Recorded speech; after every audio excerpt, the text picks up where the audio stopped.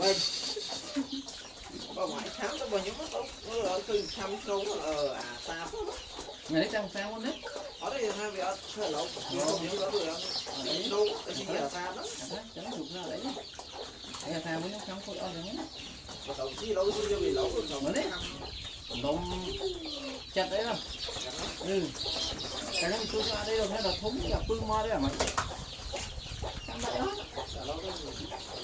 mình ra được khỏi rồi đây mong sốt đạn nóng ăn mà đo cái này nó sai 700 đi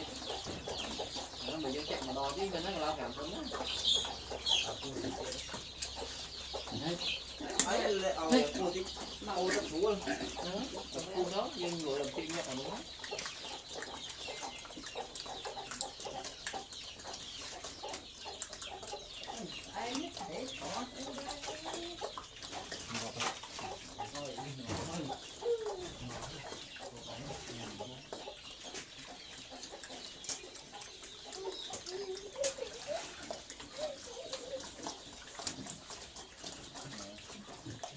độc đan mà nhỉ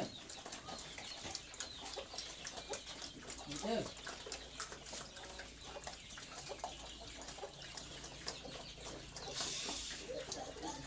nhé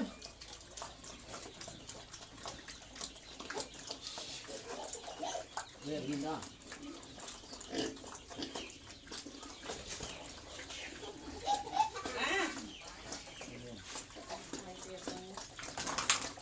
của đây rồi đâu cho tệ ta tật tệ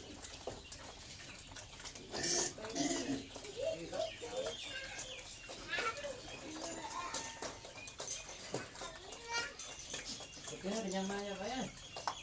kéo nhá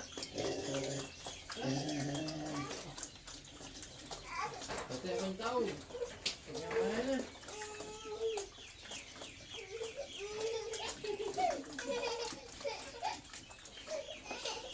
cho mấy nè